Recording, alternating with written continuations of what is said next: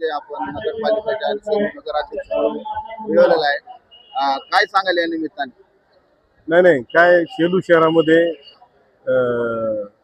माझ्यावर विश्वास ठेवून, माझ्यासारख्या सामान्य कार्यकर्त्यावर विश्वास ठेवून जिल्ह्याचे नेते माजी आमदार रामप्रसादजी बोर्डीकर साहेब व जिल्ह्याच्या पालकमंत्री श्रीमती मेघनादिदी बोर्डीकर यांनी मला भारतीय जनता पक्षाची उमेदवारी दिली आणि या उमेदवारी मला देऊन त्यांनी माझ्यावर विश्वास दाखवला. त्या विश्वासाला मी पात्र ठरून सेलू शहरामध्ये मी आजवर जे केलेलं काम आहे किंवा जे मी समाजामध्ये काम करतो, मी रोडवरला कार्यकर्ता असल्या कारणाने माझा सर्वदूर संपर्क आहे. 1 लाख लोकवस्तीचं गाव असलेलं सेलू, जिथे की 46,000च्या जवळपास मतदान आहे, तिथं मी पोचू शकलो, सर्वांना भेटलो. सर्व टीमवर्क होतं आमचं मेघनादिदीच्या नेतृत्वाखाली.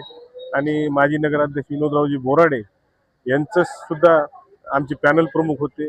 दिनकर भाऊ वाघ माजी सभापती कृषी उत्पन्न बाजार समितीचे ते सुद्धा होते आणि यांच्या मार्गदर्शनाखाली नेतृत्वाखाली आम्ही लढलो. आणि एकतर्फी वाटणारी निवडणूक शिंदे सेनेच्या उमेदवारांनी वरी पंजा मागितला. पंजा आणि जे शिंदे सेनेचे माजी आमदार हरिभाऊ लहाने आणि जे भारतीय राष्ट्रीय काँग्रेसचे हेमंतरावजी आडळकर हे व्याही असल्यामुळं त्यांनी पक्षाच्या पल्याड जाऊन नातं जपलं आणि नात्याच्या हिशोबानं त्यांनी संपूर्ण पंजाचं काम केलं. आणि आमच्यातील जे दुखावलेले काही लोक होते, जे भारतीय जनता पक्षात राहून सुद्धा त्यांनी काही विरोधात काम केलं, त्याच्यामुळे ही एकतर्फी असणारी निवडणूक ही अटीतटीची झाली. आणि ह्या अटीतटीच्या निवडणुकीला सामोरे जात असताना जनमताने कौल दिला आणि मी त्या ठिकाणी निवडून आलो. माझ्यासोबत 14 नगरसेवक भारतीय जनता पक्षाचे निवडून आले. आणि सेलू शहराच्या जे नवीन वस्त्या किंवा ज्या नवीन पुनर्वसित गावं जे सेलू शहराला जोडलेले आहेत, तिथे लागणाऱ्या ज्या मूलभूत सोयी सुविधा आहेत त्याला सामोरं जाण्याचं काम आणि तिथे नाली, रोड आणि पथदिवे आणि पिण्याचे पाणी या मूलभूत गरजा पुरवण्याचं काम आम्ही करणार आहोत.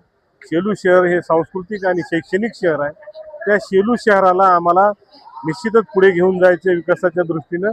ते करण्यासाठी जे जे काही लागेल ते करू आम्ही. सेलू शहरात अभ्यासिका, भूमिगत गटार, शादीखाना, मुस्लिम समाजाच्या कब्रस्तानसाठीची नव्याने घेण्यात येणारी जागा आदी बाबी आम्ही त्या ठिकाणी करणार आहोत.